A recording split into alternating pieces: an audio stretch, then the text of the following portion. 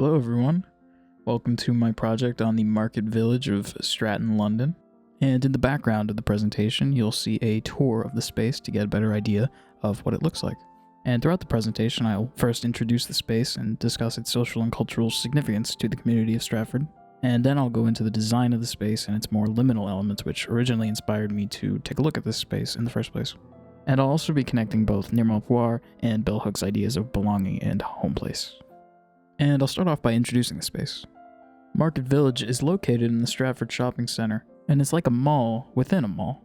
But unlike the ordinary traditional shopping experience, the Market Village offers more intimate interactions with small business owners from a variety of different cultures. And these businesses can range from hairdressers and tech stores to fresh food and clothing stores. As you can see in this map of the Market Village, it's sort of a complex of smaller hallways with all these different shops. For over 30 years, the Market Village has been a cultural landmark for Stratford, welcoming a large amount of diverse cultures from all around the world. And to the shock of many, earlier this year, the Market Village was actually set to be closed. And here, I'll show a clip from the BBC interviewing some of the local vendors of the Market Village and how they reacted to the sudden closure of the market. I'm a trader of Market Village. I'm out of pocket £14,500. £20,000. £20,000. £55,000. £85,000. How much notice were you given? About half an hour, and that was it, closing time. We didn't receive any letters, any correspondence whatsoever. We were just told if you want your belongings to come in tomorrow, you've got a 3-hour slot basically to come and take your stuff. I've still got £30,000 worth of equipment still in the shop because we wasn't able to remove it in time. And though the financial loss was significant, losing the tight-knit community of the village that brought so many different people together was equally as detrimental to Stratford. And that's exactly how one of the vendors of the village talks about the space. The whole of the traders in here is like a family. We're so close-knit with one another. That's why you see all these people here today. More than just a market, the village is a community, showcasing the cultural diversity of Stratford. And for this reason, it's easy to see why the market was eventually reopened by Newham Council in May earlier this year. And continuing with this idea of community, we can connect both Nirmal and Bell Hook's work to the Market Village to better understand how public markets like Stratford promote the ideas of both belonging and home place. Beginning with Nirmal's Space Invaders, we can see how Pawar talks about certain spaces as being traditionally reserved for certain people. Pawar explains this saying, the presence of racialized minorities in positions of authority, historically and conceptually reserved for specific types of white masculinities, has, however, not been granted in-depth attention. When someone who isn't a white male enters these positions, they're seen as a space invader, as they're going against the traditional norms of the space they're coming into. Relating this to the Market Village, we can see how this space challenges these expectations created through tradition. The many diverse cultures represented, as well as the design of the space, allow marginalized individuals to feel a sense of belonging, rather than the feeling of being a space invader that Pawar describes. This idea of belonging ties into Bell Hook's work titled Belonging. Specifically, we are introduced to the idea of a home place. Hooks talks about her and her family's experience finding their home place, saying, all my childhood and into my first year of being grown up and living away from family, Baba lived secure in the 2-story wood frame house that was her sanctuary on this earth, her home place. Like many of my contemporaries, I have yearned to find my place in this world, to have a sense of homecoming, a sense of being wedded to a place. A home place is a space where you feel safe and that you belong. And to many, the Market Village is that space.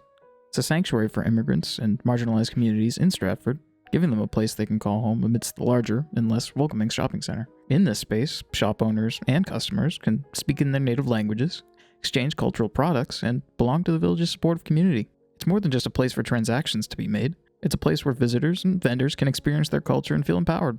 That being said, the economic benefits of the Market Village cannot be overlooked. The market plays a vital role in Stratford's economy. Public markets like it create opportunities for small businesses to thrive. And for vendors, it's a chance to connect directly with their customers and share their craft.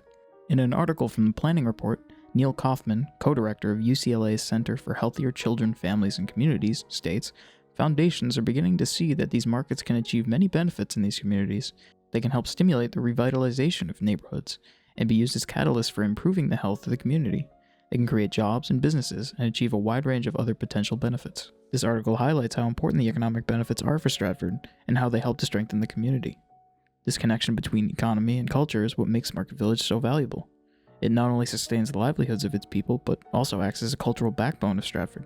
And the reason why the Market Village is so welcoming is because of its design. To help understand why the design of the space is so important, we can look at Yves Tuan's work. Yves Tuan explains that the architecture of spaces can influence people's experiences, and argues that they can evoke an emotional response, saying, "Architecture continues to exert a direct impact on the senses and feeling. The body responds, as it has always done, to such basic features of design as enclosure and exposure, verticality and horizontally, mass, volume, interior spaciousness, and light." This idea is especially true in the Market Village, with its confined and intimate layout. It creates a sense of belonging with customers and shop owners. This helps foster a sense of community in the space, along with showing the diversity of Stratford's population. There is something for everyone in this space, and Tuan's idea of space evoking an emotional response is very important here. However, there are parts of the Market Village's design that can seem very liminal and odd. Part of the reason I chose this space was because of a YouTube video I saw by Oris TV titled "Exploring Famous Liminal Space Locations IRL." In this video, he goes to the Market Village and reveals its sometimes odd-looking architecture and explains why it seems liminal. The shiny black floor combined with the pale yellow paint and grated ceilings is such an odd combination, and the collection of so many different types of shops together just subverts expectation massively. You have no idea what's going to be around in the next corner, no idea what the next store will be selling. The sheer assortment of food from different countries is incredible. Seeing how different cultures present their businesses seems more vibrant in this environment. You see businesses from all over the world, everywhere outside in the world, varying in quality, price and presentation, but in this odd complex, it feels like these stores are frozen in time, especially when the building is a bit run down, considering it was created in the 70s. You can see in this footage that every turn is completely different. There's a palm reading room towards the end of a small hallway, but then right at the end, you take a turn and you're suddenly in the back of a dining area. Strange alcoves and doors with mismatched windows just scream the exact things we're looking for on the liminal checklist. If you weren't alive for a significant amount of these trapped pockets in time, rather than nostalgia, you'll be seeing the world through a perspective that you're not familiar with, something that seems alien to you. It's generations you've never experienced, or perhaps you have nostalgia from visiting places like this yourself, where there are outdated products and designs around, but maybe those places did close down, or that stock isn't around anymore. It's not quite the same as just visiting a charity shop or an antique store. The air of frozen time in this place can be nostalgic to almost anyone.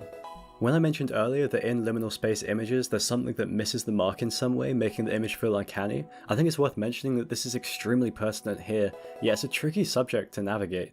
The graphic designs on a lot of the shops are far from modern or polished, and this disconnect, especially right next to the hyper-modern Westfields with huge flashing lights and constant demands for your gaze, is especially noticeable. The stock images and dated graphics give an air of a different perception of reality, looking more like shops from the 90s or early 2000s in a lot of cases. That disconnect in some way alienates the human experience because, for example, we've seen things like this so much and are from such a specific era of early digital design that we no longer associate that with reality, or at least modern reality. They feel familiar because they're like the adverts we saw as kids, but they're still around here in the Market Village. That is what's difficult though. Shops with these designs are associated more with relatively poorer areas. Businesses might not have the budget or time to update these designs, and the idea of that being the case and then going around treating that unique disconnect as a novel liminal experience in a way that just alienates it, it just seems out of touch. Though some may see the liminal architecture of Market Village as appealing, there's no doubt that its design is dated, and as cities modernize, public markets face a challenge. How do you preserve the unique feeling these spaces evoke while also incorporating more modern architecture? A study by Khalila Zakaria, Zumurhan Kamarudin, and Noor Zelina Harun, titled "Sustaining the Cultural Vitality of Urban Public Markets," explores another public market in Malaysia, Pasar Payam. As the market is being redeveloped, we can see the balance between modernizing and maintaining a sense of cultural identity. The authors explain, the development of a public market in the city planning is pivotal in supporting the growth of the local economy. The market is also a place where the culture of the locals evolves daily. However, the unique qualities of the market are vulnerable to the redevelopment process. As markets grow to be known for its local culture, and eventually become a tourist attraction, they are usually upgraded or redeveloped so that they can serve the customers and vendors better. However, in the process of redevelopment, the intrinsic cultural qualities of the markets have the tendency to fade as the markets become more modernized than their previous state. The authors describe public markets as historical sites that give a glimpse of the local culture and lifestyle of the community.